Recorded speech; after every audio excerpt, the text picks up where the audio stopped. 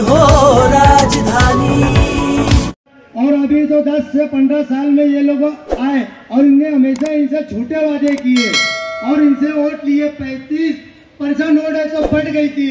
शायद मैं तुमको यकीन दिलाता कि ये 30 से 35 हजार वोट है कुरैश बिरादरी की। इंशाअल्लाह एक तराजू के अंदर पूरी वोट एक होंगी और हम ये वादा करते कि ये पूरी वोट इधर से उधर नहीं होंगी। और हमारा ध्यान है इस बिरादरी के ऊपर कि इधर से उधर कोई जीतने वाला नहीं है। दो ही लोगों में टक्कर थी, वो टक्कर भी खलास हो गया क्योंकि 35% के लोग जो इधर उधर बिखरे हुए थे ना साहब, आज तुम्हारे साथ में है।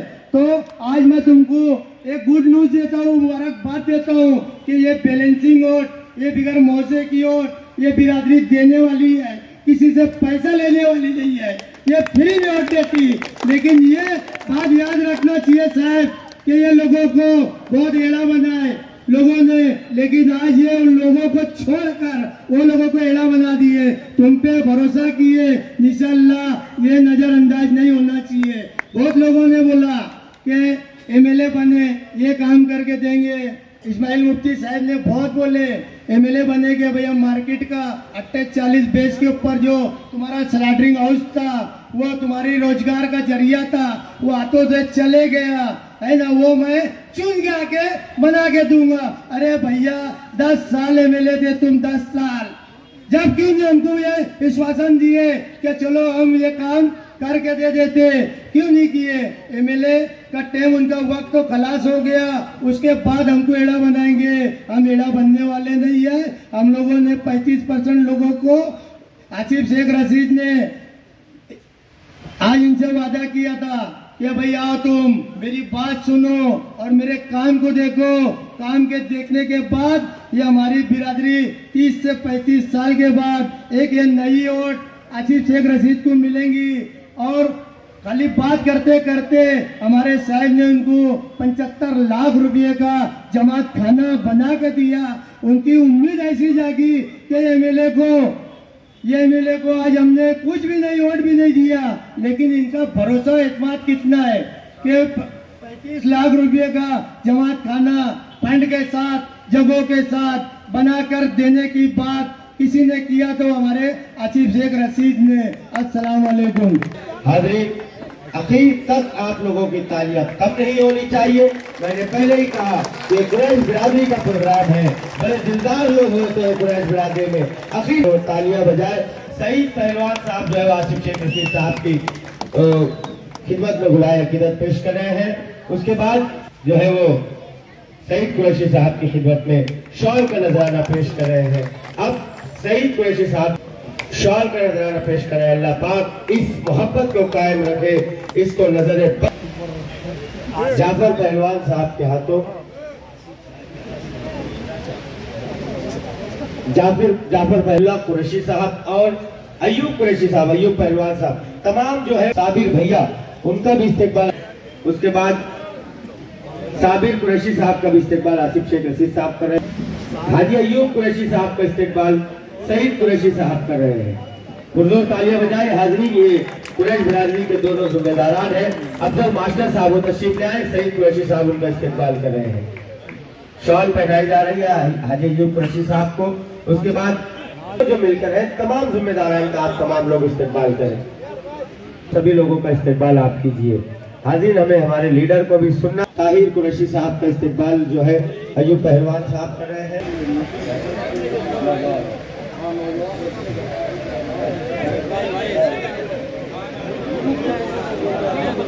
अल हिंद, अब जो है अल हिंद जमीयतुल कुरैश के तमाम नौजवान, तमाम जो नौजवान सामने थोड़ा हट जाओ ना, बड़े प्रोग्राम है, कंजूसी बिल्कुल नहीं, पुरजोर दिल खोल कर तालियां बजाएंगे।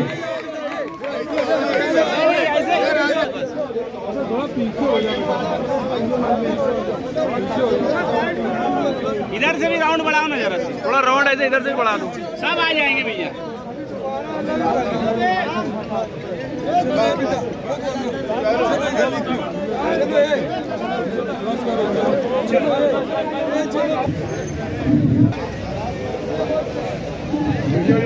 मोहतरम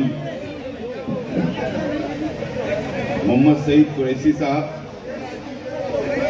मंच पे तशरीफ फरमा अनीस कुरैशी साहब,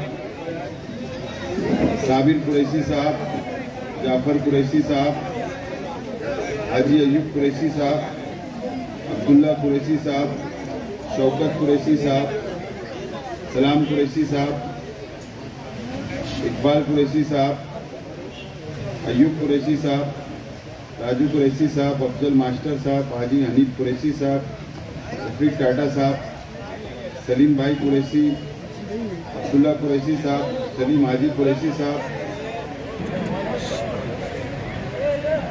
इस बिरादरी के तमाम जिम्मेदारान और मेरे सामने तशरीफ फरमा अल हिंद कुरैश बिरादरी के तमामी अराकीन, दोस्तों और साथियों, अल हिंद कुरैश जमात के तमामी जिम्मेदारान का और तमामी अराकीन का मैं मेरी जानिब से शुक्रिया अदा करता हूं कि आप लोगों ने असेंबली के इलेक्शन में मेरी हिमायत का ऐलान किया और बिना शर्त आप लोगों ने मेरा इलेक्शन लड़ने का ऐलान किया और यहां पर एक बेहतरीन अंदाज में आज आप लोगों ने मेरा और तमाम ही हमारे अपने साथियों का इस्तकबाल किया। मैं मेरी जानिब से अल हिंद कुरैश जमात के तमामी जिम्मेदारान का, तमामी अराकीन का, तमामी नौजवान साथियों का बहुत बहुत शुक्रिया अदा करता हूं।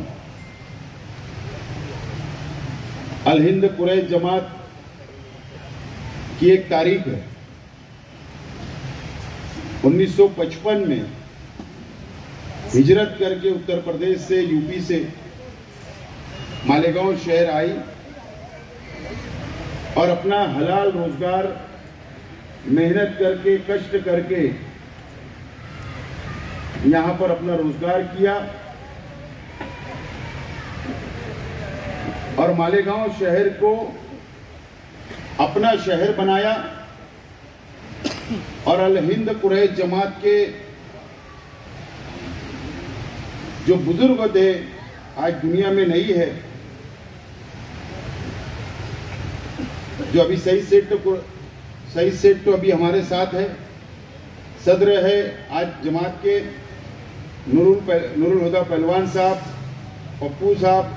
पप्पू सदर साहब, मरहूम रफीक कुरैशी साहब, और इस मौके पर मैं मेरे वालिद के अच्छे दोस्त मरहूम हनीफ पहलवान साहब, सईद सेठ साहब, अनीस पहलवान साहब, फिरोज पहलवान साहब, रियाज कुरैशी साहब, यासिन कुरैशी साहब, अब्दुल्ला भाई, अयूब पहलवान, ऐसे तमाम ही जिम्मेदारान जो है, या यहाँ पर मैं नाम लेने से नहीं नाम ले पा रहा हूँ, ऐसे तमाम ही जिम्मेदारान ने इस जमात को संभालने का काम किया, जमात की खिदमत करने का काम किया और आज भी आप लोग खिदमत अंजाम दे रहे हैं। ये एक बहुत बड़ी बात होती है, लेकिन खुशी इस बात की है कि यहां मैं सुन रहा था तमामी जिम्मेदारान की बातों को, तकरीर को, तो सब एक बात जरूर यहां पर आकर माइक पर बोल रहे थे कि पहली मर्तबा यहां पर इत्तेहाद नजर आ रहा है, पहली मर्तबा सर जोड़कर हम यहां बैठे हुए हैं। मेरे इलेक्शन से ज्यादा खुशी इस बात की है कि आप इसी बहाने कम से कम आप तमाम ही लोगों के अंदर इत्तेहाद आया और एक साथ एक जगह आप लोग जमा हुए, और वो भी इसके लिए कि जमात के हर वो शख्स, जमात का गरीब हो, जमात का अमीर हो, या जो पीछे की लाइन में खड़ा हुआ जो शख्स है, उसके फायदे के लिए, उसके मुफाद में, उसके मुस्तकबिल के लिए आज सब लोग जमा हुए। ये सबसे ज्यादा खुशी की बात मैं मानता हूं। दोस्तों और साथियों, जमातें बहुत हैं, कई जमातें कामयाब काम कर रही है शहर में, कई जमातें बहुत पीछे छूट चुकी हैं, बहुत अदारे बनते हैं, बहुत कल्बे बनती है, बहुत तंजीमें तैयार होती है, लेकिन वो कुछ सालों के अंदर टूट जाती है और बिखर जाती है। और जो लोग मजबूती से, जो लोग अपने समाज का सोचते हैं, जो लोग अपने बच्चों के मुस्तकबिल के बारे में सोचते हैं, वो जमात हमेशा कामयाब होती है।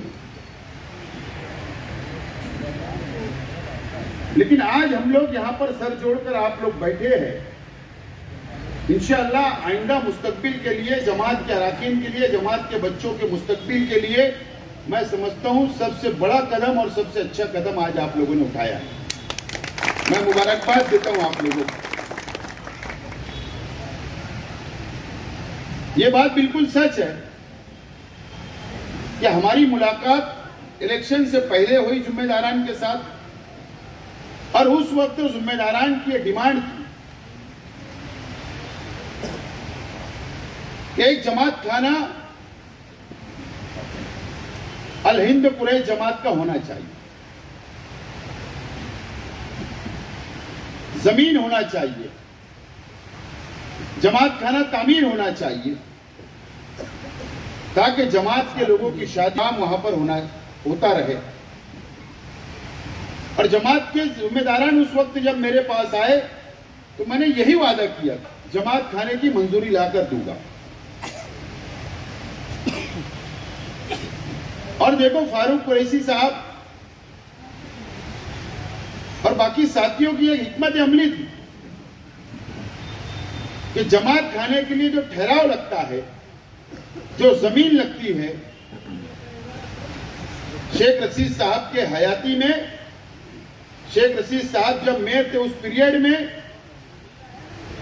वो ठहराव मंजूर किया, और वही ठहराव को हम लोगों ने आगे बढ़ाते हुए मैंने जिस हिसाब आप लोगों से जो वादा किया था, हुकूमत का 100% फंड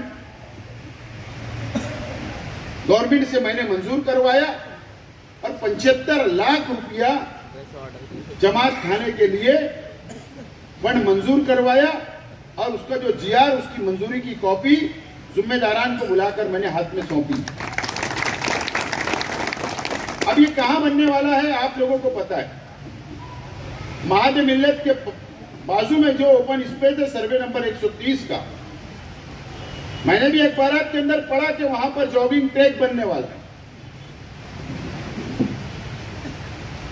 जॉगिंग ट्रैक बने, हमें कोई दुश्वारी नहीं, बनना चाहिए, अच्छी बात है।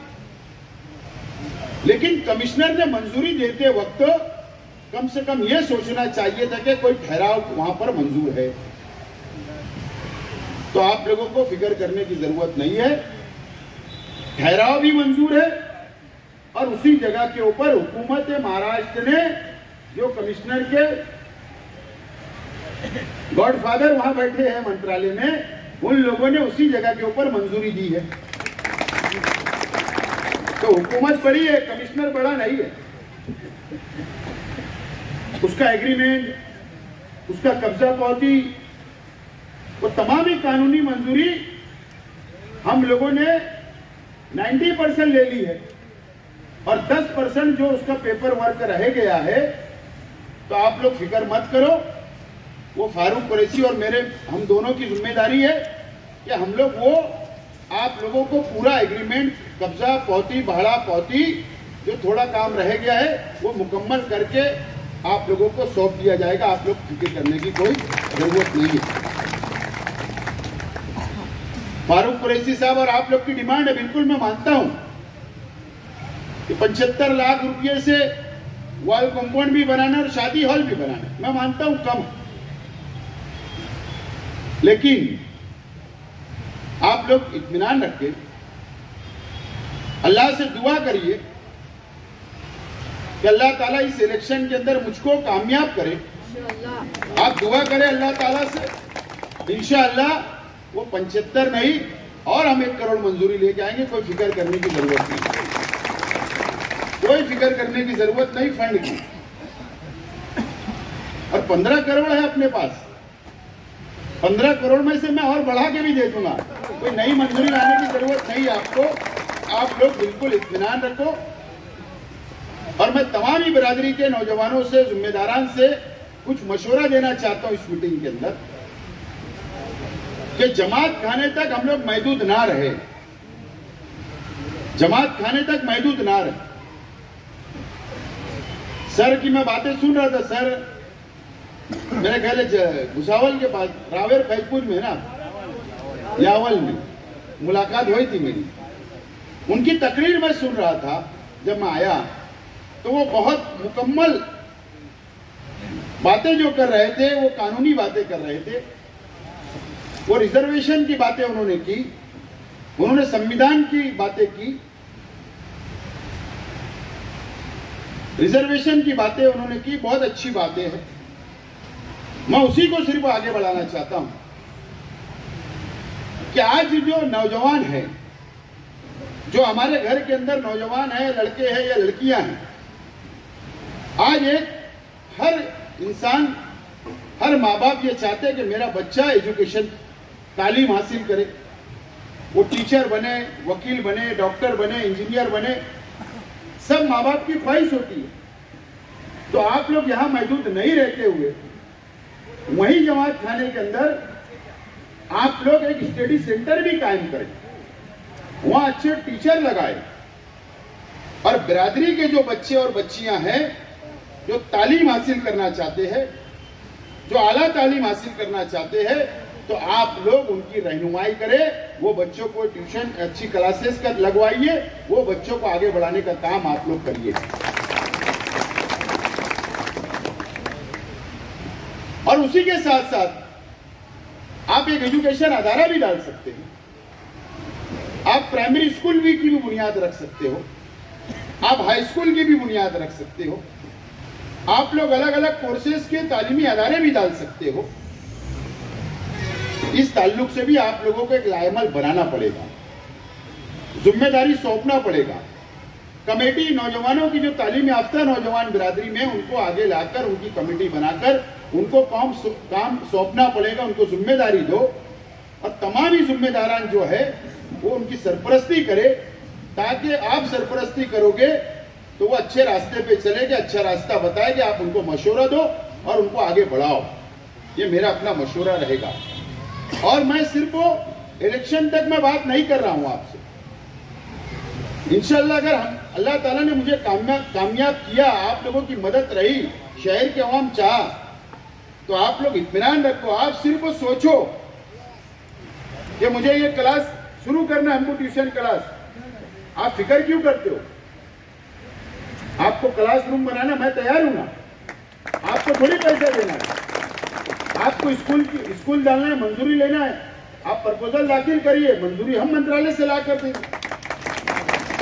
आपका साना बसाना मैं खड़ा रहूंगा। और मेरी अपनी जो सोच है, वो सोच मेरी हमेशा ये सोच रही है कि हमारे कौम के बच्चे, हमारे मुसलमान बच्चे, वो तालीम के अंदर आगे बढ़े। इस मुल्क के अंदर अगर हमको आगे बढ़ना है, फिरका परस्तों से मुकाबला करना है, तो सिर्फ एक रास्ता मुझे नजर आता है, वो है कि हमारे बच्चों के अंदर तालीम, हमको तालीम देना पड़ेगा, उनको आला तालीम तक ले जाना पड़ेगा, उनको अच्छे अच्छे आला तालीम दिलाकर आला ओहदों पर बैठाना पड़ेगा, जब भी हम उनसे जीत सकते हैं। दूसरा रास्ता नहीं है। ये तमाम ही चीजें जो करेंगे आप लोग, जो भी लाएमल आप लोग तैयार करेंगे, प्रोग्राम बनाएंगे, मैं आप लोगों के साथ साना बसाना खड़ा रहूंगा। आपको फिक्र करने की कोई जरूरत नहीं। अल्लाह का करम है। आप लोग देखिए कि शेख रशीद साहब का इंतकाल हुआ, 10 महीने हुए। मैं चाहता तो और कुछ उनके नाम से शुरू कर सकता था, लेकिन मैंने नूरबाग के अंदर मैंने एक स्टडी सेंटर, नीट क्लास शुरू करने का फैसला किया, और 3 करोड़ रुपए के फंड से मैं आला दर्जे का एक नीट सेंटर बना रहा हूं, जो मालेगांव शहर में ऐसा नहीं होगा। पूरा एसी होगा, फर्नीचर होगा, क्लास रूम होगा, स्टाफ रूम होगा, लड़कियों के लिए एक अलग, लड़कों के लिए अलग, इस तरीके का बना रहा हूं। मेरा मकसद यही है, नो प्रॉफिट नो लॉस के ऊपर हम लोग एडमिशन देने वाले हैं। कोई रुपया पैसा कमाना नहीं है, मकसद है आगे बढ़ना बच्चों को। तो मेरी हमेशा सोच तालीम के ऊपर मेरा ज्यादा फोकस रहा है। आप लोग भी तालीम के ऊपर ज्यादा फोकस करिए, आगे बढ़िए। दूसरी बात, जो स्लाटर की बात हुई, ये जो कॉन्ट्रैक्ट कारपोरेशन ने निकाला है, बहरहाल उसके ऊपर हम लोग दोनों बिरादरी के जिम्मेदारान यहाँ बैठे हैं। खानदेश बिरादरी के भी जिम्मेदारान है, अल हिंद कुरैश जमात के भी जिम्मेदारान हैं। इलेक्शन के बाद हम लोग सर जोड़कर बैठते हैं, कानूनी क्या हम लोग कानूनी कार्रवाई कर सकते हैं, नहीं कर सकते, एग्रीमेंट कब खत्म होगा, क्या होगा, नया टेंडर निकालने वाली है कारपोरेशन, नहीं निकालने वाली, उसके ऊपर डिस्कस करना पड़ेगा, लाएमल तैयार करना पड़ेगा और इंशाल्लाह उसके ऊपर हम इलेक्शन बाद हम लोग सर जोड़कर बैठ के उसके अंदर हम लोग बात करके जो भी फैसला इत्तेफाक राय से होगा हम लोग उसके अंदर आगे, मैं आपसे वादा करता हूं कि आप लोगों के साथ में खड़ा रहूंगा। हमारे जो धंधा व्यापार है कुरैश जमात का, बहुत रिस्की धंधा है और सही मानों में ये मुसलमानों, ये हमारे शहर के अंदर मस्जिद और मीनारों का शहर, ये मुसलमानों की बस्ती है, मालेगांव शहर। सही मानों में आप लोग खिदमत करते हो, आप लोग रिस्क लेते हैं, बाहर गांव से माल लाते हैं, गौ रक्षा वालों से मुकाबला आप लोग करते हैं, पुलिस से भी मुकाबला आप लोगों का होता है, आप माल मालेगांव लाते हो, आप कानूनी तौर पर स्लैटरिंग करते हो, कानूनी तौर पर आप लोग यहां पर गाड़ियां लगाते हो और आवाम की खिदमत करते हो और बीफ आप लोग फरोख्त करते हो। ये शहर की खिदमत आप लोग करते हो। लेकिन आप लोग ये बात को मानेंगे, मैं भी मानता हूं और हम लोग भी देखते हैं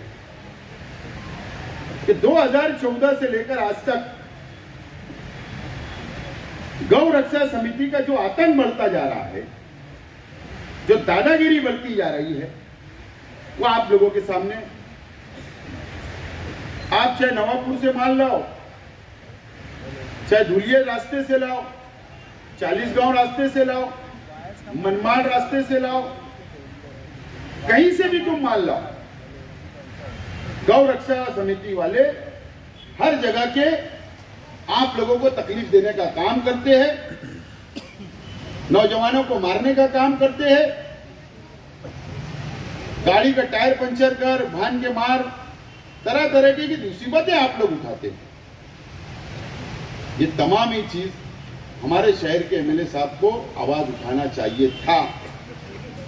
मुझे बताओ, आप एक मर्तबा बताना, एक वीडियो इन्होंने बताना कि मेरे शहर के कुरैश जमात के लोगों के साथ में मॉब लिंचिंग हुई, गौ रक्षा वालों ने मॉब लिंचिंग किए, गाड़ी रोका, उनको मारा, उनको भान के मारा गया। एक बताना कि उन्होंने असेंबली के अंदर आवाज उठाई।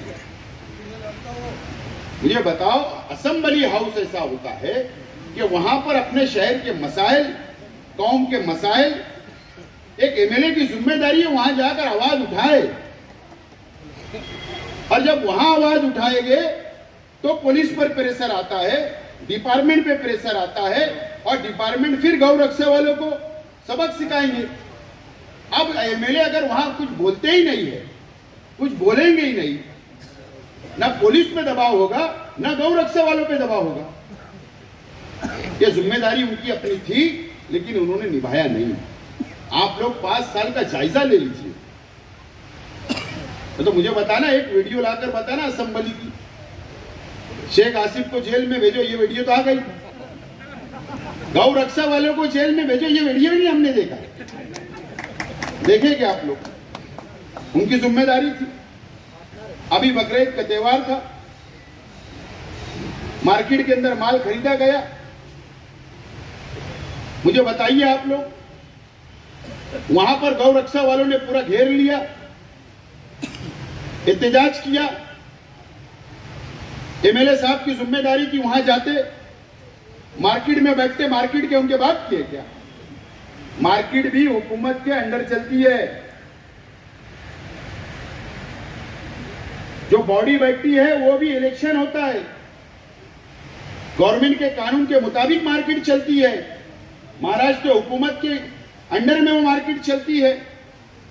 एमएलए की जिम्मेदारी थी जाके मार्केट में बैठते, मार्केट के ऑफिसर को बुलाते कि यहाँ बाजार कानून के मुताबिक लगता, शेतकरी कानून के मुताबिक माल बेचता है और माल हम लोग लाइसेंस वाले खरीदते हैं।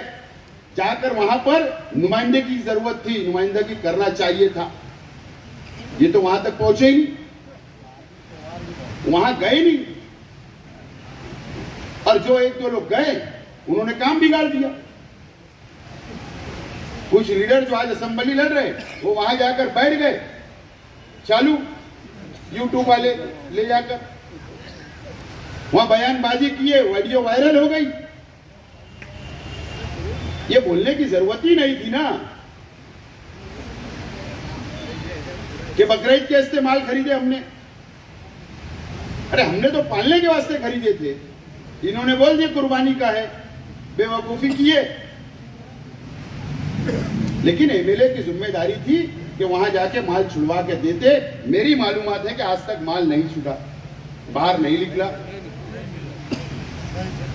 ये किसकी जिम्मेदारियां हैं? कि वक्त के एमएलए की जिम्मेदारियां होती है।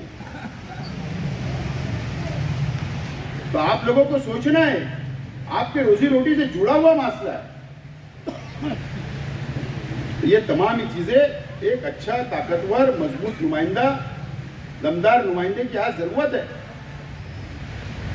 अब मुझे बताओ कि एक किसान भाई जोड़गे से माल ला रहा था, सैयद होटल के पास वक्त के मंत्री दादा भूसे साहब, गाड़ी वटेक करके उसके आगे गाड़ी लगाई गई, मंत्री ने खुद मारे ड्राइवर को, किसान को। ये कहां का इंसाफ है? ये कौन सा कानून है? वो जो ड्राइवर थे, जो किसान थे, वो मुसलमान थे, जोड़गे के। अगर मंत्री हाथ किसी पे उठाते हैं तो गौ रक्षा वाले को क्या हिम्मत नहीं आएगी? इसका जवाबदार कौन आवाज उठाएगा? एमएलए साहब की जिम्मेदारी थी आवाज उठाना था, मंत्री साहब के खिलाफ बोलना चाहिए था, गौ रक्षा के खिलाफ बोलना चाहिए था। उन्होंने कोई आवाज नहीं उठाई। आप देखिए कि रमजान के दो साल से हम लोग देख रहे हैं, सिरपुर से रथ आ रहा है, पहले 50-60 लोग सीधे से जाते थे, 2 साल से ये हो रहा है। ठीक है, वो बरस से जा रहे, जाना चाहिए पुरअमन तरीके से, हमने तो हमेशा कोई तकलीफ हो ही नहीं उनको। लेकिन 2 साल से मंत्री का लड़का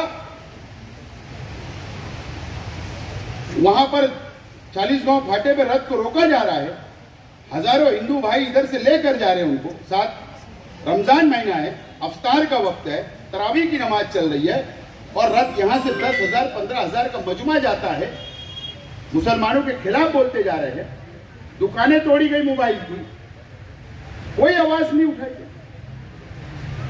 मंत्री के खिलाफ बोले नहीं आज के एमएलए साहब। कौन नुमाइंदगी करेगा? एमएलए की जिम्मेदारियां क्या है?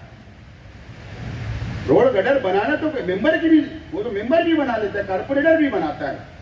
एमएलए की ये जिम्मेदारियां हैं। एमएलए पूरे शहर का होता है, और कोई गैर कानूनी चीज हो रही है तो आवाज उठाना चाहिए, डिपार्टमेंट के पास जाकर बैठना चाहिए। आवामी नुमाइंदा है, यहां बात नहीं सुनी जा रही, असेंबली में आवाज उठाओ, कोई आवाज नहीं उठाई गई। चलो, मेरा आज एमएलए साहब को चैलेंज, आज एमएलए साहब को चैलेंज ऐलान करना इन्होंने कि दादा भूसे के खिलाफ वोट दो। रमजानपुरे के, दरे गांव के, मालदे के मुसलमानों ने दादा भूसे के खिलाफ वोट करना, बता करो ऐलान। बीजेपी के साथ है ना दादा भूसे साहब, अलायंस है, पैक्ट है, गठबंधन है उनका। करना चाहिए, समक्षर के लोगों को बोलना चाहिए दादा भूसे को गिरा दो। इलेक्शन की पेटी बंद हो जाएंगी, ये बोलेंगे नहीं, मुझे को मालूम है। उसके लिए हिम्मत लगती, मुझको जरा मौका मिला तो जाने वाला मैं जलसा लेने वहां पर। तो लड़ना पड़ता है, एक पॉलिसी बनाना पड़ता है, एक सोच लेकर सियासत में रहना पड़ता है। मैनेज राजकारण नहीं चलता। तो ये आप लोगों को सोचने की जरूरत है, आप लोगों को सोचने की जरूरत है। मंत्री की वजह से माल का फायदा हुआ 5 साल, मेडिटर थे। एक मर्तबा भी नहीं है बीजेपी की हुकूमत के खिलाफ, एक मर्तबा भी खिलाफ में वोट नहीं दिया इन्होंने। बीजेपी की सरकार के खिलाफ एक आवाज नहीं उठाई। सरकार बनती है ना तो पहले स्पीकर का चुनाव होता है। स्पीकर के चुनाव में भी ये गैर जानिबदार नहीं, गैर हाजिर रहे, हाउस में नहीं गए, मदद की। सरकार जब अक्सरियत साबित करती है वजीर आला, तो जब वहां असेंबली हाउस में खड़े रह के माइक होता है, वहां भी सबको मौका मिलता है। सरकार के खिलाफ वहां तकरीर करना चाहिए था, अपनी बात रखना चाहिए था, और सरकार के खिलाफ हम हैं और वोट खिलाफ करेंगे ऐसा ऐलान करना चाहिए था। वो गैर जानिबदार रहे, हाउस में नहीं।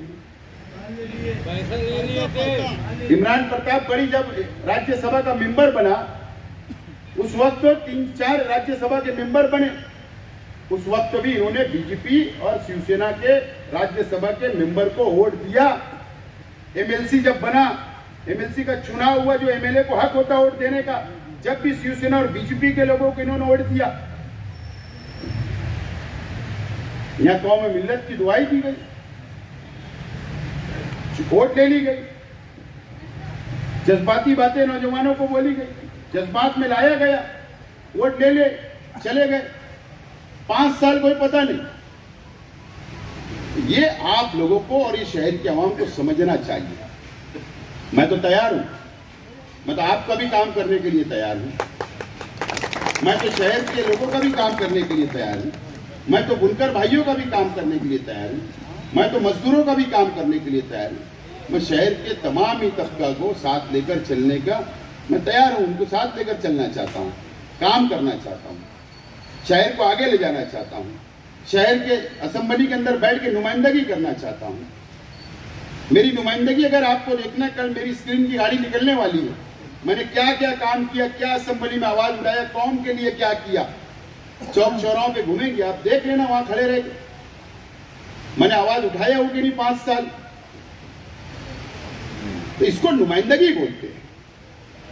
आज क्या हो रहा है मुल्कों के अंदर, आप देखिए, आप समझिए। अतीक अहमद को मार दिया गया, दोनों भाइयों को, मुख्तार अंसारी को, शाहबुद्दीन साहब को, बाबा सिद्दीकी साहब को। कैसे गए लोग, बताओ मुझे। नेचुरल मौत मरे क्या, कुदरती मौत हुई क्या उनकी? अतीक अहमद, उनके भाइयों को गोली मारी गई कोर्ट के अंदर। शाहबुद्दीन साहब का क्या हुआ आपको पता है, जेल में। मुख्तार अंसारी साहब का क्या हुआ, बाबा सिद्दीकी साहब का क्या हुआ। भारतीय जनता पार्टी की सोची समझी साजिश है डरा के रखना उत्तर प्रदेश में जो हो रहा है। मुस्लिम लीडरशिप को खत्म करना, आवाज उठाना नहीं, डर के रहो, दब के रहो, न तो तुम्हारा भी यही असर होगा। ऐसा तो प्लानिंग मुझे लगती है। ऐसे मामलात के अंदर आप गौर करिए, बाबा सिद्दीकी साहब को गोली मारी गई, 1 या 2 मुस्लिम लीडरान थे, समाजवादी के अबू आसिम आजमी का मैंने बयान देखा कि उन्होंने आवाज उठाई, बयान दिया। महाराष्ट्र के दूसरे कोई भी एमएलए ने आवाज उठाई नहीं, मुतालबा किया नहीं। ये बात याद रखो। इतना डर और खौफ है तो आप बताओ तो कैसा नुमाइंदा शहर से भेजना चाहते हो? ये मस्जिद और मीनारों का शहर है। 500 से ज्यादा अल्लाह का करम है। हमारे शहर में मस्जिद है, मदरसा है, स्कूलें हैं, तालीमी अदारे हैं, मुसलमानों की बस्ती है। नीतीश राणे आया, किले के ऊपर गया, खड़ा हुआ, हाथ से बता रहे कि किला झोपड़पट्टी को बिल्डोजर से उखाड़ दो। लॉ जिहाद, लैंड जिहाद, मालेगांव को बदनाम किया गया। कौन मुकाबला करेगा उनसे? कौन उनके खिलाफ आवाज उठाएगा? किसकी जिम्मेदारी है? ये तमाम ही चीजें हम लोगों को समझना है। और ऐसे कमजोर लोग अगर असेंबली के अंदर गए इस इलेक्शन में, तो भारतीय जनता पार्टी हम मालेगांव क्यों टारगेट पे है समझ लो। 1,98,000 वोट, ठीक है, मेरा भी फर्ज था, आपका भी था, हमारा फर्ज था, हमने वोट दिया। हम चाहते भाजपा हट जाए, सबने वोट दे दिया, लेकिन टारगेट पे मालेगांव आ गया। 1,98,000 वोट। हिंदुस्तान में ऐसा कहीं नहीं हुआ जो मालेगांव ने किया, हम सब ने मिलकर किया। लेकिन अगर कमजोर नुमाइंदा अंदर से गया तो ये शहर पे अगर कोई बीजेपी की बुरी नजर आ गई तो उसका मुकाबला कौन करेगा और नजर उतारेगा कौन? नजर तो उतारने वाला मजबूत आदमी चाहिए ना वहां। ये तमाम ही चीजें बस आप लोग को समझना है, शहर के आवाम को समझना है। और मैं पूरी तरीके से तैयार हूं। मेरा तजुर्बा है 5 साल का, मैं 5 साल अंदर रहा हूं, पूरा तजुर्बा मेरे अपने पास है। वहां कैसे लड़ना, कैसे आवाज उठाना, कैसे नुमाइंदगी करना, कैसे काम मंजूर करके लाना, कैसे मदद करना, ये सब मेरे को तजुर्बा है। तो मैं आप तमाम ही लोगों से अपील करता हूं, शहर के आवाम से अपील करता हूं कि आप लोग आने वाले 20 तारीख को, मेरा आज निशान मिला और पहली मीटिंग है, अल्लाह का करम है, बिस्मिल्लाह यहां से कर रहा हूं, बिस्मिल्लाह कर रहा हूं यहां से। आज सिंबल मिला, निशानी मिली, आज पहली मीटिंग है, यहां से मैं बिस्मिल्लाह कर रहा हूं। आपसे अपील कर रहा हूं कि मेरा निशान है ऑटो रिक्शा, रिक्शा है। 20 तारीख को ऑटो रिक्शा की बटन दबाकर मुझको वोट देकर भारी अक्सरियत से आप लोग कामयाब करें, ये अपील करता हूं।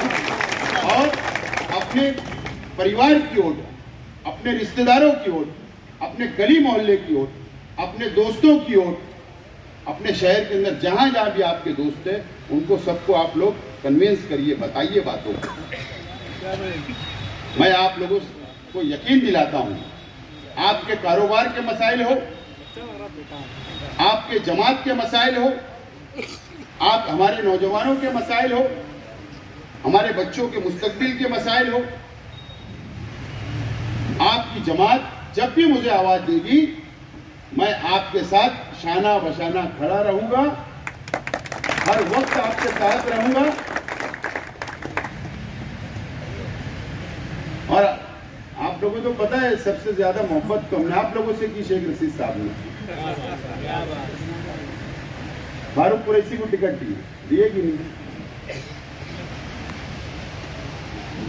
फारूक कुरैशी की मिसेज को टिकट दिए, अशरफ भाई को टिकट दिए, नूरजहां आपा को टिकट दिए, है ना?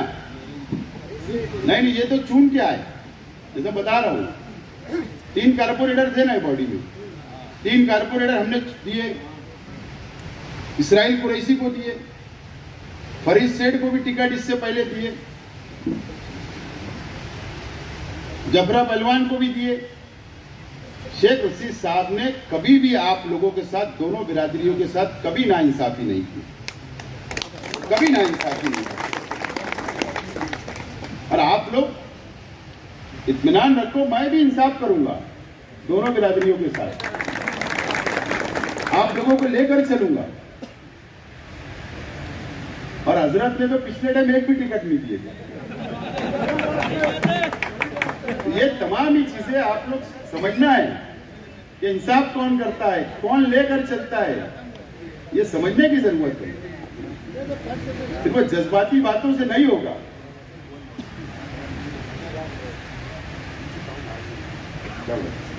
के वक्त की बात है, नूरू पहलवान साहब की जानिब से की तरफ से कबड्डी टूर्नामेंट हुआ था, पहला इनाम उस वक्त भी शेख रशीद साहब ने दिया था।